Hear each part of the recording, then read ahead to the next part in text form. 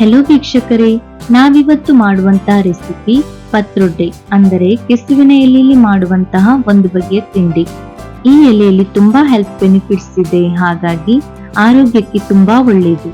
ಇದನ್ನು ಮಳೆ ಸೀಸನ್ ನಲ್ಲಿ ಮಂಗಳೂರು, ಉಡುಪಿ ಕಡೆಗಳಲ್ಲಿ ಹೆಚ್ಚಾಗಿ ಮಾಡ್ತಾರೆ.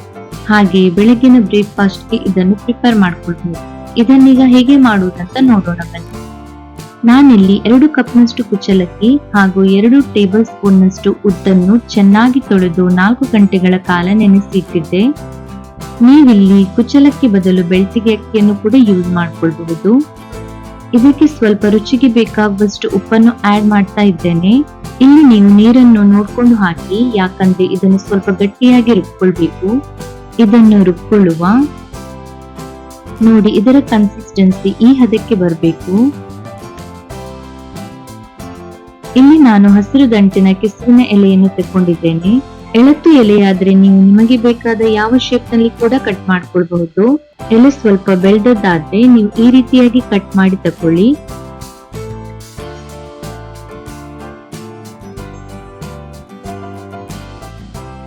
ನಾನಿಲ್ಲಿ ಈ ರೀತಿಯಾಗಿ ಎಲ್ಲ ಎಲೆಯನ್ನು ಕಟ್ ಮಾಡಿ ತಕೊಂಡಿದ್ದೇನೆ. ನೀವು ಬೇಕಾದ್ರೆ ಇನ್ನೂ ಸಣ್ಣಕ್ಕೆ ಕಟ್ ಮಾಡ್ಕೊಳ್ಬಹುದು. ಈಗ ಎಲ್ಲವನ್ನು ಚೆನ್ನಾಗಿ ಮಿಕ್ಸ್ ಮಾಡಿ.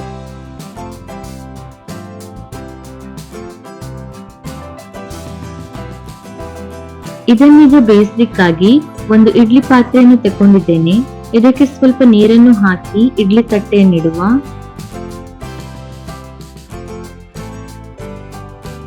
ಇದನ್ನೀಗ ಈ ರೀತಿಯಾಗಿ ಶೇಪ್ ಮಾಡ್ತಾ ಇದ್ದೇನೆ. ನೀವು ನಿಮ್ಗೆ ಬೇಕಾದ ಹಾಗೆ ಯಾವ ಶೇಪ್ ಅನ್ನು ಕೂಡ ಮಾಡ್ಕೊಳ್ಬಹುದು.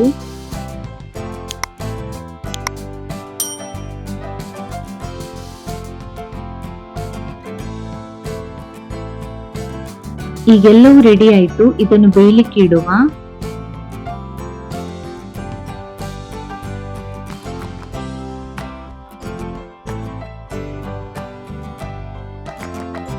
ಇದನ್ನು 30 ರಿಂದ 45 ನಿಮಿಷದವರೆಗೂ ಬೇಯಿಸಿದ್ರೆ ಸಾಕು.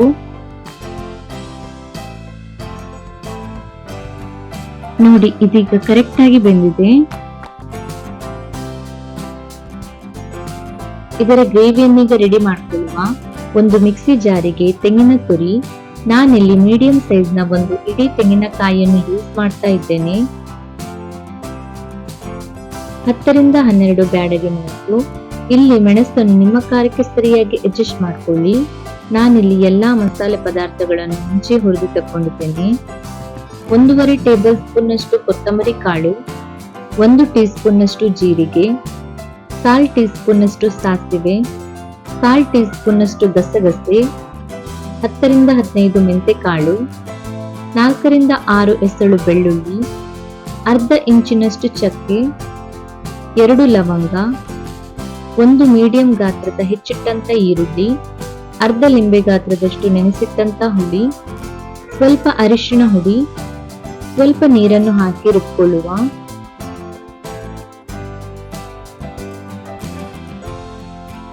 ನೋಡಿ, ಇದರ ಕನ್ಸಿಸ್ಟೆನ್ಸಿ ಈ ಹದಕ್ಕೆ ಬಂದ್ರೆ ಸಾಕು. ಈಗ ನಾವು ಒಗ್ಗರಣೆ ಹಾಕಿ ಪತ್ರೊಡೆಯನ್ನು ರೆಡಿ ಮಾಡುವ. ಇಲ್ಲಿ ನಾನು 1/4 ಕಪ್ನಷ್ಟು ತೆಂಗಿನ ಎಣ್ಣೆ, 1 ಟೀ ಸ್ಪೂನ್ ನಷ್ಟು ಸಾಸಿವೆ ಕಾಳು, ಸಾಸಿವೆ ಸಿಡಿದ ನಂತರ ಸ್ವಲ್ಪ ಕರಿಬೇವಿನ ಸೊಪ್ಪು. ನೀವಿಲ್ಲಿ ಒಗ್ಗರಣೆಗೆ ಬೆಳ್ಳುಳ್ಳಿಯನ್ನು ಕೂಡ ಹಾಕೊಳ್ಬಹುದು, ನಾನು ಹಾಕ್ತಾ ಇಲ್ಲ. ನಂತರ ಒಂದು ದೊಡ್ಡ ಗಾತ್ರದ ಹೆಚ್ಚಿಟ್ಟಂತ ಈರುಳ್ಳಿ, ಇದನ್ನು ಫ್ರೈ ಮಾಡುವ. ಇದಿಷ್ಟು ಫ್ರೈ ಆದ್ರೆ ಸಾಕು. ಈಗ ರುಬ್ಬಿದಂತ ಮಸಾಲೆಯನ್ನು ಹಾಕಿ ಸ್ವಲ್ಪ ಹೊತ್ತಿನವರೆಗೂ ಇದನ್ನು ಫ್ರೈ ಮಾಡಿ.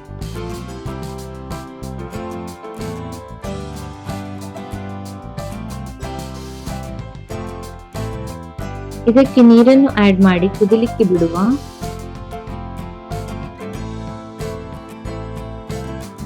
ಹಾಗೆ ರುಚಿಗೆ ಬೇಕಾಗುವಷ್ಟು ಉಪ್ಪನ್ನು ಸೇರಿಸಿ.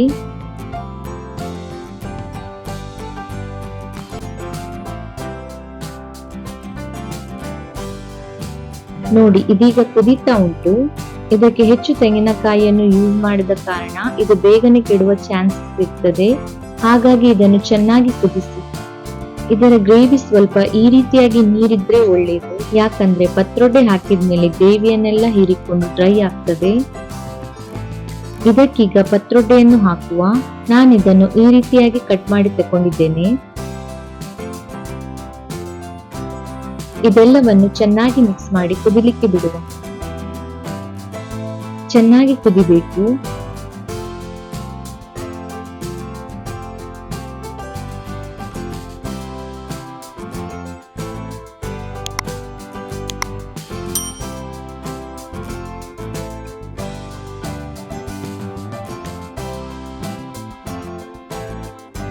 ನೋಡಿ, ಇದು ಚೆನ್ನಾಗಿ ಕುದೀತಾ ಉಂಟು. ಈಗ ಗ್ಯಾಸ್ ಆಫ್ ಮಾಡಿ ತಣ್ಣಗಾಗಲು ಬಿಡಿ. ಈಗ ರುಚಿಕರವಾದ ಪತ್ರೊಡೆ ರೆಡಿಯಾಗಿದೆ. ಇದನ್ನು ಸ್ವಲ್ಪ ಹೊತ್ತು ಬಿಟ್ಟು ಸರ್ವ್ ಮಾಡ್ಕೊಳ್ಬಹುದು. ನೀವು ಕೂಡ ಇದನ್ನು ಟ್ರೈ ಮಾಡಿ ನೋಡಿ. ಹಾಗೆ ಇದು ನಿಮಗೆ ಇಷ್ಟ ಆದಲ್ಲಿ ಇದನ್ನು ಲೈಕ್, ಸಬ್ಸ್ಕ್ರೈಬ್, ಕಮೆಂಟ್ ಹಾಗೂ ನಿಮ್ಮ ಫ್ಯಾಮಿಲಿ ಫ್ರೆಂಡ್ಸ್ ಎಲ್ಲ ಶೇರ್ ಮಾಡಿ.